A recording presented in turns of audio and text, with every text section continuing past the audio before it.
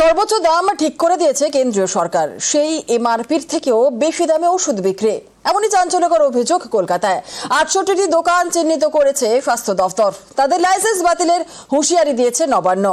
একই কায়দায় জেলায় জেলায় নজরদারির নির্দেশ স্বরাষ্ট্র দফতরের।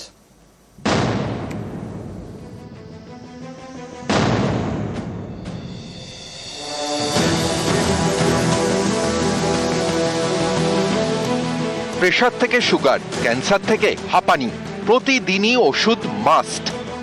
এরকমই বিভিন্ন ওষুধ বিক্রি হচ্ছিল বেশি দামে। ম্যাক্সিমাম রিটেল প্রাইস অর্থাৎ এমআরপির থেকেও বেশি দামে ওষুধ বিক্রি। চাঞ্চল্যকর এই অভিযোগ পেয়ে নজরদারির নির্দেশ দেয় নবান্ন। কলকাতা জুড়ে অভিযানে নামে স্বাস্থ্য দপ্তর। গত মার্চ মাসে চলে অভিযান। কলকাতার বিভিন্ন জায়গায় 68টি দোকান চিহ্নিত করা হয়েছে। এই সব দোকানে এমআরপির থেকেও বেশি দামে ওষুধ বিক্রি হচ্ছিল। স্বরাষ্ট্র দপ্তরের কাছে এ নিয়ে রিপোর্ট দিয়েছে স্বাস্থ্য ভবন। গত মার্চ মাস জুড়ে লাগাতার অভিযান চালানোর পর এই 68 দোকানকে চিহ্নিত করেছে রাজ্য এবং তারপরেই তাদেরকে সতর্ক করা হয়েছে।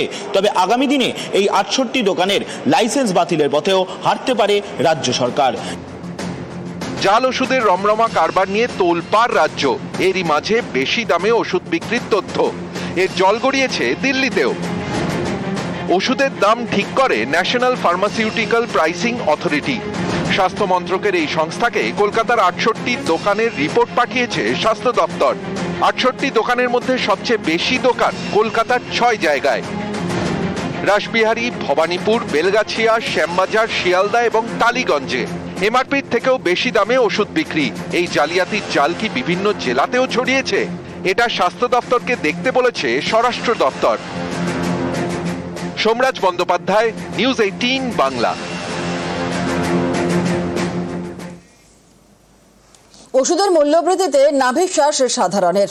একাধিক জীবনদায়ী ওষুধের দাম মহার্ঘ, আর নিত্য প্রয়োজনীয় ওষুধের দামও বাড়িয়েছে কেন্দ্র। মোদী সরকারকে কড়া আক্রমণ মমতার। বর্ধিত দাম প্রত্যাহারের আবেদন। সেন্ট্রাল গভর্নমেন্টের এই একতরফা স্বৈরাচারী সিদ্ধান্তে স্বাস্থ্য কিন্তু বিপাকে পড়ে যাবে। আর কত টাকা পেলে কেন্দ্রীয় সরকার নিজেদের ঝুমলাবাজি বন্ধ করবে? ইলেকশনের সময় বড় বড় কথা, আর ইলেকশন হয়ে গেলে তখন সব উইথড্র করে নাও। কেন জিএসটিতে মেডিক্লেমে জিএসটি দিতে হবে? কোথায় যাবে সাধারণ মানুষ, গরিব মানুষ? Let the good sense must prevail. We can't accept the price hike of medicine and GST for mediclaim. We can't accept. সবই যদি বেড়ে যায়, সরকারটা তো পড়ে যায়। এদিকটা নজর দেওয়ার জন্য অনুরোধ করছি। তবে শুধু ওষুধের দাম কমানোর আর্জি নয়, এবার পথে নেমে প্রতিবাদে তৃণমূল। এটা কি ঠিক যে is it for one section of people যারা কর্তৃত্ব দিয়ে ট্রিটমেন্ট করতে পারে, এটা কি শুধু তাদের জন্য সরকার চলবে? আমি এটা তীব্র প্রতিবাদ করছি এবং এটা টোটাল উইথড্র করার জন্য অনুরোধ করছি। আমরা 4 আর 5 শুক্রবার এবং শনিবার বেলা 4টে থেকে 5টা 1 ঘন্টা প্রতি ব্লকে ব্লকে, প্রতি ওয়ার্ডে ওয়ার্ডে ওষুধের দাম বাড়াচ্ছ কেন? মানুষের স্বাস্থ্য আজকে বিঘ্নিত কেন? মানুষের স্বাস্থ্য কেড়ে নিচ্ছ কেন? আর কত দাম দিতে হবে মানুষকে সুস্থ থাকার জন্য? এই দাবিতে আমাদের এলাকায় এলাকায় মিছিল মিটিং হবে। আসি পরবর্তী খবরে। খালের ওপর বাঁশের সাঁকো প্রতিদিন পারাপার করতে হয় ঝুঁকি নিয়ে। ঝাড়গ্রামে খালপাড়ের বাসিন্দাদের দুর্ভোগের এক শেষ। তারা চান পাকা ব্রিজ করে দিক প্রশাসন।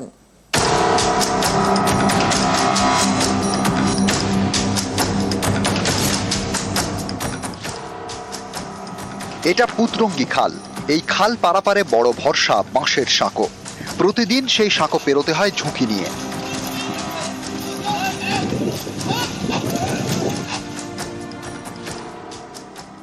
অসুবিধায় আছি 10 বছর ধরে। আর এই বাঁশের ব্রিজ দিয়ে যাতায়াত করছে, আবার বন্যা হলে এক্ষুনি ভেঙে যাবে। এইভাবে যে ব্রিজটা কমপ্লিট হয় সেইভাবে ব্যবস্থা করুন। ঝাড়গ্রাম ব্লকের ছোট চাঁদবিলা, এখান দিয়ে বয়ে গিয়েছে পুতরঙ্গি খাল। এই খালের ওপর রয়েছে বাঁশের সাঁকো। আশপাশের প্রায় 25টি গ্রামের বাসিন্দাদের বড় ভরসা নড়বড়ে বাঁশের সাঁকো। প্রতিদিন ঝুঁকি নিয়ে পারাপার করতে হয়।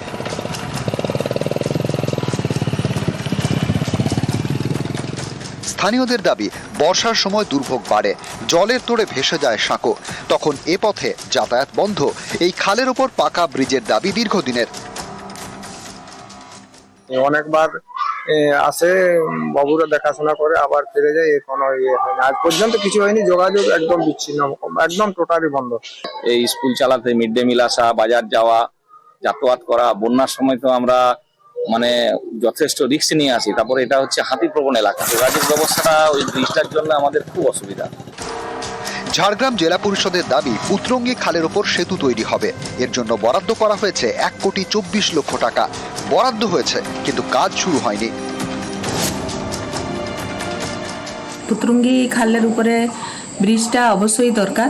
আর আমরা যে অ্যামাউন্টটা ধরেছি 1,24,00,000, যাতে মানুষ সুস্থভাবে যাতায়াত করতে পারে। সেখানে অনেকগুলো গ্রাম আছে আমরা জানি। আর আগের বছরও এই দাবিটা ছিল, যাই হোক অনেকগুলো কারণবশত আমরা সেটা করে উঠতে পারিনি। এই বছর হবে বলে আমি আশা রাখি। ঝাড়গ্রাম থেকে রাজু সিং, নিউজ 18 বাংলা।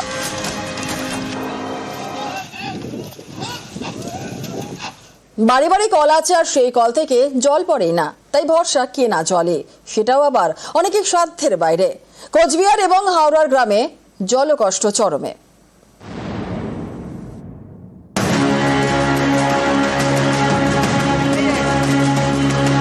কোচবিহার 1 নম্বর ব্লকের ছাট গুড়িয়াহাটি গ্রাম। এখানে বাড়ি বাড়ি কল আছে, সেই কল থেকে জল পড়ে না।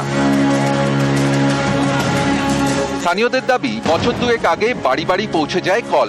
প্রথমে কয়েক মাস জল পড়ছিল, তারপর থেকে বন্ধ। এখন জলের জন্য ভরসা রাস্তার কল। অভিযোগ সেই জলও নোংরা, তাই বাধ্য হয়ে অনেককেই জল কিনে খেতে হয়। সরু হয়ে জল পড়ে, ঘন্টার পর ঘন্টা বসে থাকতে লাগে জলের জন্য। কতদিন যাবত এরকম? এটা আমাদের যখন থেকে আমরা এখানে ঘর বাড়ি করছি তখন থেকে এই সমস্যা চলছে। কল দেওয়া হয়েছে কিন্তু জল দেওয়া হয়নি এখনো। বাড়ি বাড়ি কলগুলো কতদিন আগে দেওয়া হয়েছে? দেওয়া হয়েছে 2 বছর হয়ে গেছে।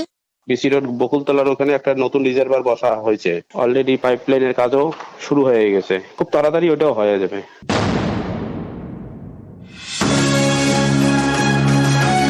হাওড়া শ্যামপুরের কমলপুর, এখানেও বাড়ি বাড়ি কল আছে, কিন্তু জল পড়ে না। তাই কেউ জল আনেন পাশের গ্রাম থেকে, কেউ আবার জল কিনে খান। গরমে জল নিয়ে জেরবার স্থানীয়রা। প্রথম কমাস জল পড়েছিল, তারপরে আজ কোনো জল নেই কলে। লোকের বাড়ি থেকে জল এনে খেতে হয়, তাও পয়সা দিয়ে। পুরো গ্রামের অবস্থা এরকম। 1 বছরের বেশি হয়ে যাবে বন্ধ হয়ে গেছে। কবে থেকে জল আসবে মানুষ সেই অপেক্ষায় আছে। কল আছে, একটাও জল পড়েনি। কিনে খাচ্ছে বলতে 2-1 জন, বেশিরভাগ ওই কষ্ট করে দূর থেকে নিয়ে আসে। সরকার থেকে সাবমার্শাল আছে, কিন্তু এতগুলো সাবমার্শাল তো পরিষেবা দেওয়া যাচ্ছে না। সেই হিসাবে আমাদেরকে এত সাবমার্শাল দেয়নি, তো জলের সমস্যা তো হচ্ছেই। আমার কাছে এ বিষয়ে কোনো তথ্য নেই, ওটাকে দেখার চেষ্টা করব। আগামী দিনে যদি কোনো ব্যবস্থা নেওয়া যায় আমি সে বিষয়ে লক্ষ্য রাখবো। না পঞ্চায়েত সদস্য কই, আমার কাছেও কোনো লিখিত কপি বলুন, কোনো কিছুই আমার কাছে নেই। কোচবিহার থেকে শুভঙ্কর সাহা এবং হাওড়া থেকে সন্তু মালিক, নিউজ 18 বাংলা।